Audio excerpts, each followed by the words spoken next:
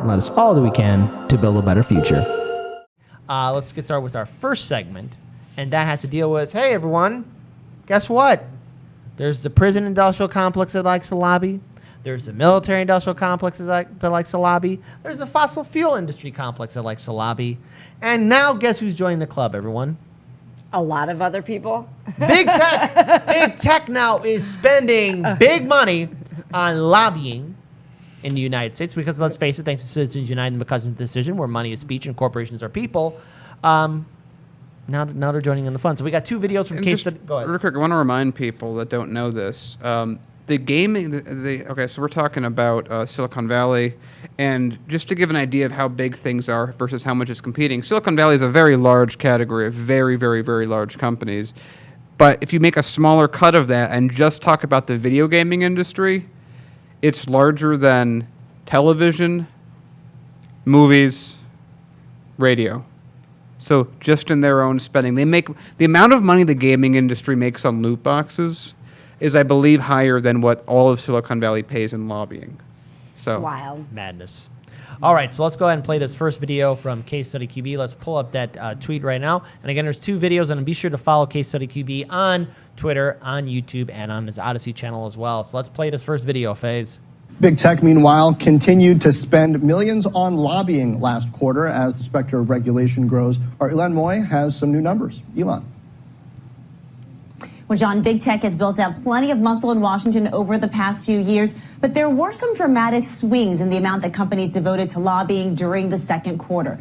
Take a look at Google/Alphabet, for example. Spending on lobbying dropped 22% from the previous quarter, though the total was still more than $2 million, and that's more than it spent last year. Apple, on the other hand, was up about 12% for a total spend of $1.6 million. Microsoft declined 4.6%. Amazon and Facebook were mostly flat, just up over 1% and down about 0.4% respectively. But these guys are the BFDs in D.C., deploying almost $5 million each. So what's driving all those dollars? Well, the usual suspects like Section 230, privacy, data collection, content moderation, but there were also some company-specific issues. Microsoft wanted to talk supply chain, AI, and COVID relief. Google singled out online advertising. For Apple, it was music licensing. Of course, all of these conversations were happening as the House Judiciary Committee moved on its package of antitrust bills, and the White House named big tech critic Lina Khan as the chair of the FTC. Now, President Biden has issued that sweeping executive order on competition, touching almost every agency in Washington, urging the FTC and the DOJ to ramp up scrutiny of big tech in particular. So, John, one thing is for certain, the lobbyists will still have plenty of work for the foreseeable future. Back over to you. And again, look, folks, this is how it's going to be playing. And I just want to give everyone a huge heads up. It wasn't too long ago, especially when Trump was removed off of Twitter and all these other social media platforms, where, again, big tech was finally reigning in its own power and dictating who can be on a platform and who cannot be on a platform. And what was the consequence? A lot of Trump supporters and a lot of conservative-leaning outlets were hit. But then what followed was progressive third-party groups, other activists, other organizers were hit as well. So the thing is, now that big tech is able to lobby to these lawmakers, and these lawmakers were asking big tech to start censoring people, they're going to become very good friends in a short amount of time. And,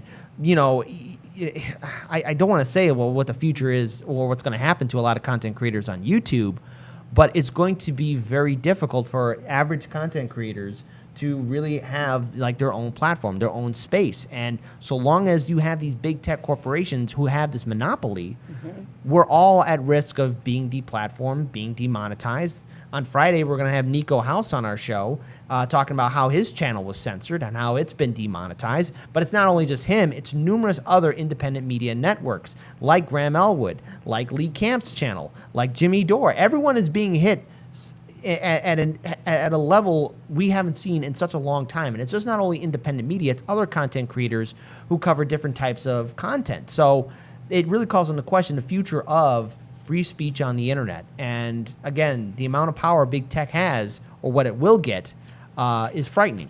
Let's play this other video again. Huge shout out again to Case Study QB. It has to deal with big tech. Let's play this video. How significant is this, and how much pushback should we expect on this pick, given what we've already seen with Lina Khan? Well, I think it's hugely significant. If you look at who the progressives have been wanting to put in that spot and in the FTC, Lina Khan, since the beginning of the Biden administration, this is who they want. This has been their ideal pick. He is the person that they think will be the most aggressive, potentially bring the most cases, bring the most fervor, bring the department forward as they see it the fastest. So this is who they want. And I think if you're Google in particular, I would kind of be shaking in my boots, and I would be using some of those lobbyists that we just talked about, as well as your lawyers, as well as your public relations, to really push back against the kinds of things that he could be bringing down, whether it's future cases, whether it's mergers, or whether it's just litigation strategy, because of course the cases have already been launched. But how do those settlement negotiations go? How tough is the DOJ going to be in that room? I think that's what Google has to be worried about now. All right, well, let's not worry about what Google has to be, what it's going to be doing. Let's worry about how Google is implementing its policy towards content creators. Because let's face it, YouTube is owned by Google, Google is owned by Alphabet. And the sad fact is, again, we're hearing the same story from a lot of content creators, not just independent media, but a lot of people are being hit hard by YouTube, Google's, Alphabet's policy towards certain words, trigger words. And I think we all know what we're talking. We're not only just talking about profanity, we're also talking about controversial subjects that involve around whistleblowers and people who are speaking truth to power and individual names that are now on par with, with a swear word.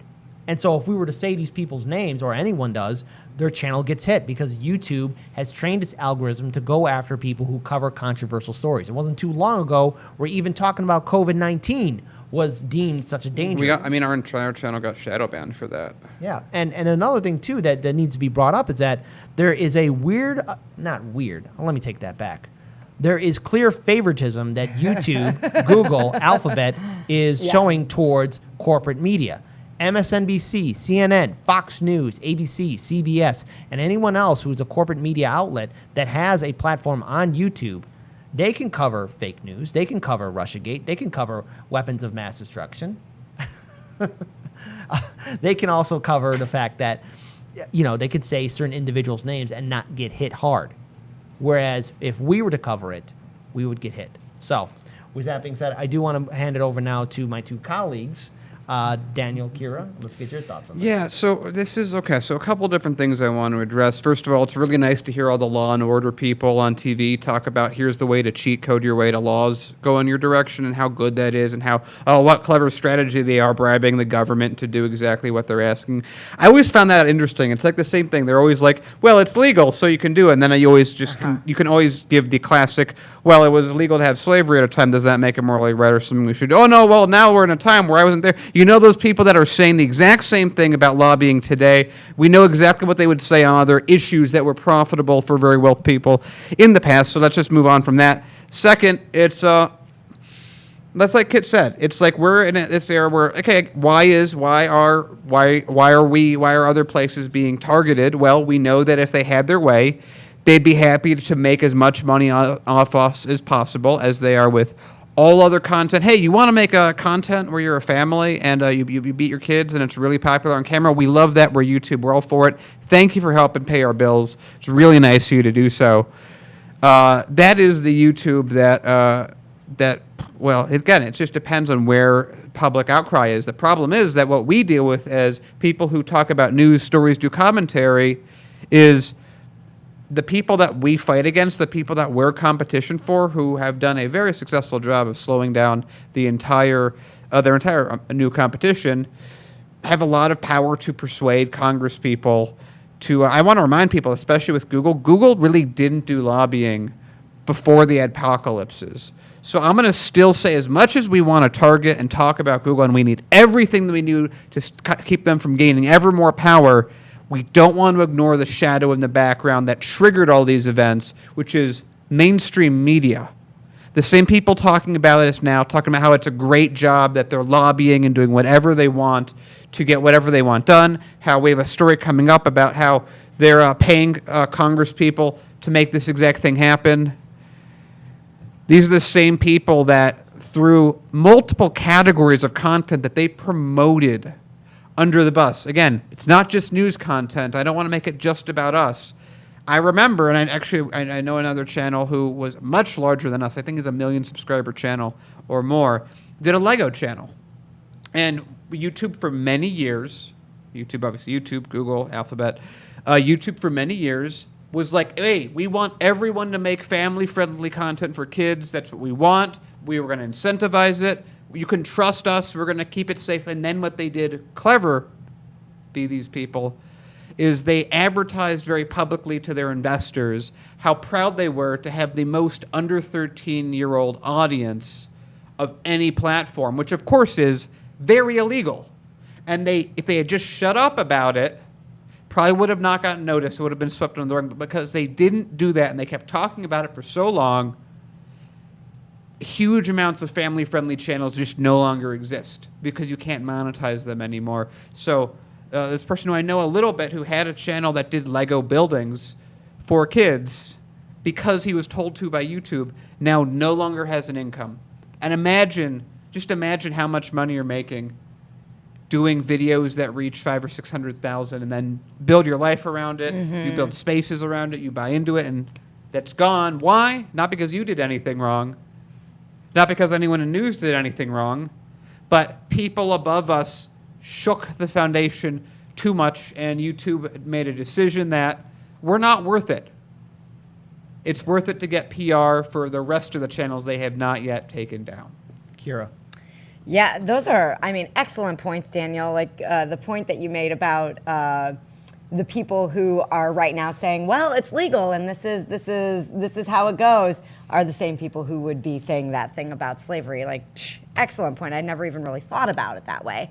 But, of course I got curious, like, okay, well, what's the return on investment for lobbying, just so that we have a clear idea as to like why companies are pouring millions and millions and millions of dollars into lobbying companies. And I was actually pretty shocked because I hadn't looked up this number for a while. It's really big. Yeah. The ROI on lobbying for every dollar top companies spend on lobbying. We're not talking about grassroots organizers going and talking to representatives. We're talking about top companies lobbying. For every dollar they spend, they make an average $760 back. Oh, that's lower than I thought. Last time I read it was 1,000 back. But literally, lobbying is the idea, almost literally, of taking a dollar, and in this case, what do you say, $760? $760. So this is taking a dollar, putting it in a machine in any multiple you want to some degree, like putting $2 million in a machine and getting 760 returns. And all that happens is you erode the laws as a consequence. Absolutely. And so that's a 76,000% return. But then there's this other point that I wanted to bring into the space, right? They just listed off Google 2 million, Apple 1.6 million, and Microsoft 2.47 million, Amazon 4.86, Facebook 4.77 million. How much do these tech companies, however, spend on contributions to campaigns? I got to wondering. These are two different conversations. We talk about the conversation for lobbying. We're not talking about the conversation for campaign contributions. So we have Google's parent company Alphabet contributing $21 million. We have Microsoft contributing $17 million to campaigns. Amazon contributing $8.9 million through PACs. Employees in PAC affiliated with Facebook contributing $6 million. And Apple doesn't have its own PAC, but the company's employees and their family members contributed a total of $5.7 million in the 2020 election cycle. So, and I did look up for return on investment for contributions to campaigns. And to be fair, all of the research that's done on contribution to campaigns is really, really fuzzy. I would argue that it's easier to think about. Even though they spend way more. I would argue it's even easier to think about it as just this. It's the same lobbying number, because lobbying, they're just two different prongs of the same strategy. One is, hey, I'm going to pay you directly to do it, and hey, I'm going to have someone go and remind you what you have to do. They lead to the same result. So I think that return that you see with lobbying, it's the same number. They're getting, because it's the same result. So they're still making like hand yeah, in hand, exactly. Right? Yeah. It's it's exactly what it is. So it's like it's like sometimes I wonder if it's like Why doesn't grassroots just raise money and lobby? It's like, right, because on top of all this, that wouldn't work anyway, because it's not just about the lobbying. That's the greasing the wheels that already exist. I mean, but it's weird. It's like at the same time, if Americans really did come together through small donor donations, or we had something where Americans could get donation bucks, which we've talked about before, that would still flood and make those numbers almost irrelevant anyway. Yeah. But no one wants to do that because, well, the status quo is the status quo. So even if you're someone that's super greedy and all you care about is money, why risk it? Why put yourself in a position where you might even make more money from individual donations, and you might have to have less costs even? The system's working fine. You have to remember, lawmakers don't pass laws anymore. Like, the amount of laws that are passed in Washington, D.C. is just shockingly small. I remember, I think one of the years Obama was president, they passed 8 or 10 laws, and one of them was renaming a bird park or something like that.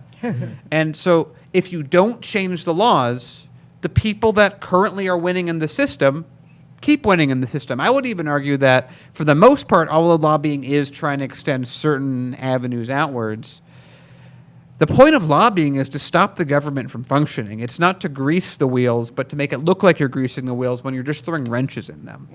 And so again, when it comes down to people like us, that we're just collateral damage in their minds. They view the collateral damage they inflict on us the same way that we do in the Middle East when we blow up kids. Well, there is something interesting here because, again, I think one of our viewers even said this very they're speaking the truth. .com says this: the goal is to limit access to wide publication, just like legacy media used to be. Yeah. And see, the thing is again, I'm glad that .com brought up legacy media, because let's face it, on YouTube right now, who is controlling the news algorithm? Who is the one that's dominant? Who's the one that could, peddle a conspiracy theory, or either that be known for promoting a fake war that should never have happened, especially in early 2003 with the war in Iraq. Yeah. That was MSNBC, CNN, Fox News, CBS, ABC, all of them. These were the same media corporations that didn't do their job. These are the same media corporations that promoted Russiagate. These are the same media corporations that kept on giving Donald Trump in his campaign in 2016 so much free press that he was able to run on that, capitalize. $6 billion worth. $6 billion worth. And it's probably even higher than that. The point is, corporate media can get away with this, and YouTube is clearly showing its favoritism towards them. But yet, when we get hit, we're left holding the bag. And now, of course, there is, some people might say, well, what about Odyssey and Rockfin? Well, they're still growing, but who knows what this is all going to look like in the long run, because if YouTube, Instagram, Facebook, and Twitter are going to keep on implementing these policies, say goodbye to a lot of your favorite content creators. It's just not independent media that's going to be on the chopping block, because if big tech is able to flex its muscles, especially able to buy off Democratic and Republican lawmakers, all of this will change. And it's going to be very frightening on how free press or real independent media will look like, especially with the years that will be coming down the road. And I just want to just go over again that one of the big reasons this is able to happen is two reasons. Lobbying and all that is just the money movement of the mechanism. Old media has power. YouTube has power. Google has power. Apple has power, and they just flex that power and that money through lobbying. We're trying to make that power. That's exactly why, exactly what the comment from earlier, that's exactly why we're a threat. You know who isn't a threat? People who aren't making any sense. People aren't converting people, just random people online. They're not a threat. The people that are a threat, and actually speaking of that, so there's a great channel that if you haven't go checked it out already, it's a wonderful channel. It's an Australia channel that is very similar to our sort of stuff, called Friendly Jordies. Highly recommend the channel. Everything he is currently being sued by the Prime Minister for defamation, which is if you go through and watch all the content as this thing is started, it's absolutely absurd. They sent terrorist police to his editor and then made him sign a release to get out of prison. That's like, you're not allowed to talk about the case, things that you would never even assume that could even be put into a bond, that were put into his bond. And so he was talking about how we've covered a bit ago on how Murdoch and everyone was trying to get Google to pull money out to, and I had that really bad gut feeling about why are they doing this? It's about the money. So it turns out he went even further on this to remind people it's not just in the U.S., is that what they really did, the monies are relevant. What they really did was they've now in Australia have turned Google into a publisher, which means it can then oversee and determine what is acceptable or not in content. Their same media has made it now so that their equivalent of the Democratic Party, I don't remember the exact name off the top of my head, is now in charge of who is good and bad and who gets to be online in the same exact way that's happening to us. And everyone on the planet is watching Australia to see if they can do it too, if there's some precedent they can fall back on, which is currently Australia. So be worried, be active, and let's try and fight back. Yep. And so I don't care what your political affiliation is, whether you are conservative or liberal, socialist, libertarian, doesn't matter. Point is, if this continues on, say goodbye to all of your favorite content creators, not just independent media. It's something you should, double check and triple check that you're still subscribed, because occasionally we do get messages too from people saying, hey, you guys are live. I wasn't notified, or I was unsubscribed, or my comment was deleted. We're not doing that. We don't have the power to do that. YouTube is doing that, not only to our channel, but to so many others. In a big way. And so people are making, thank you for the correction, it's the Deputy State Premier, which is very similar, named Bruz, who has a bunch of really funny Luigi shirts on. The thing that we're trying to do in the big picture is we understand that if we don't have power to fight back, it doesn't matter how right we are. Yep. And we've seen that in so many channels. So that's one of the things we're trying to do in the background is grow to a point where we have that ability to make things happen. Because if we as progressives aren't able to gain organized, sustainable power beyond just grassroots, because I think it's clear that we need a coalition of many different forces happening at the same way. If we just have grassroots, I think it's very clear that they're going to keep disrupting us and we're not going to be able to compete. So we need more. We need to consolidate more power and take it back from them. All right.